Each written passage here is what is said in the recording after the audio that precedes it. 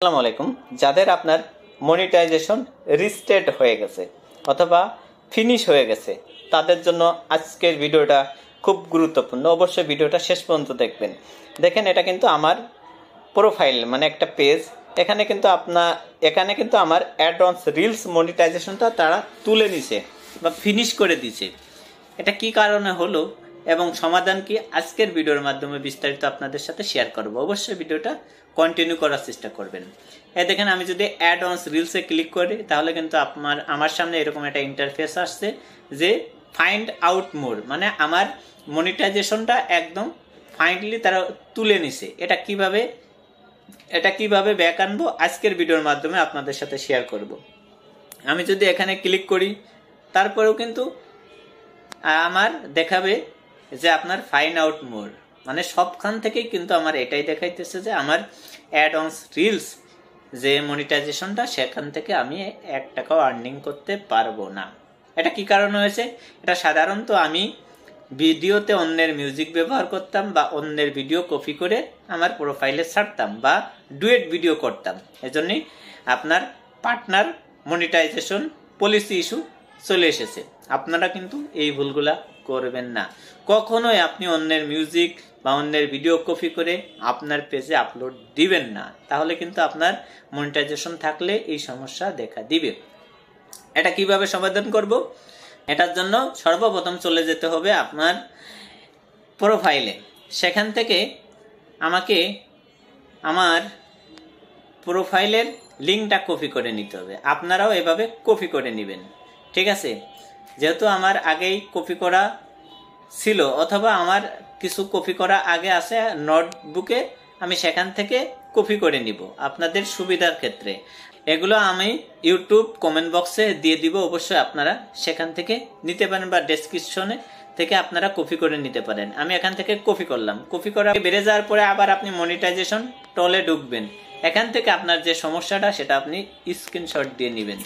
Screenshot দেওয়ার পরে আবার এর অ্যাডভান্স রিলসের ভিতর ক্লিক করবেন। এখান থেকে আরেকটা স্ক্রিনশট দিয়ে নেবেন। এরপরে আপনি বাইরে চলে যাবেন।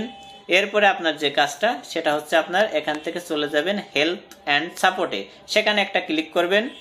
হেল্প অ্যান্ড সাপোর্টে আপনি একটা ক্লিক করবেন। ক্লিক করার পরে আপনি রিপোর্টে প্রবলেম, সেখানে আপনি একটা ক্লিক করবেন। ক্লিক করার পরে এই নিচেরটাই আপনি রিপোর্টে প্রবলেম, সেটাই ক্লিক করবেন। ক্লিক করলে আপনার সামনে এরকমের একটা ইন্টারফেস চলে আসবে।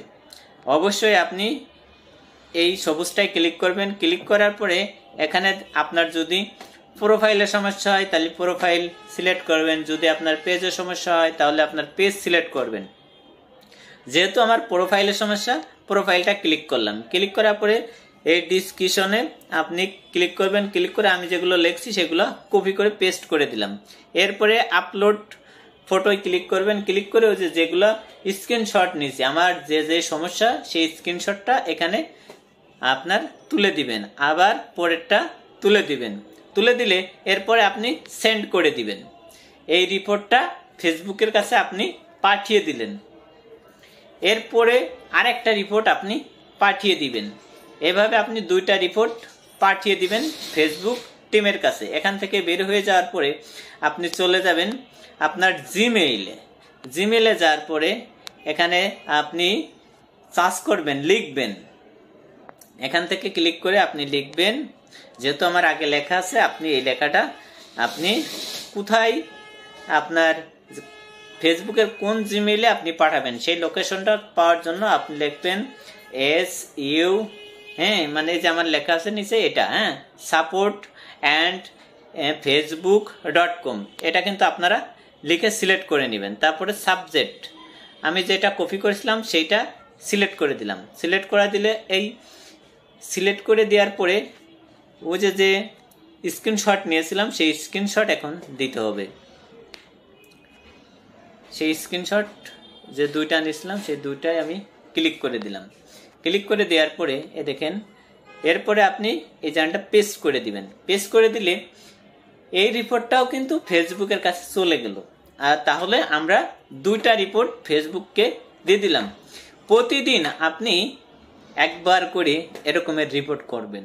মিনিমাম 10 থেকে 15 দিন আপনার এইভাবে রিপোর্ট করতে হবে এবং আপনার প্রতিদিন অন্তত 5 থেকে আধা ঘন্টা, মানে 5 মিনিট থেকে আধা ঘন্টা যদি আপনি লাইভ করেন কন্টিনিউ 10 থেকে 15 দিন, তাহলে কিন্তু আপনার যে পেজের সমস্যা আছে সেই পেজটা তারা মনিটাইজেশন সহকারে আপনাকে ব্যাক দিয়ে দিবে।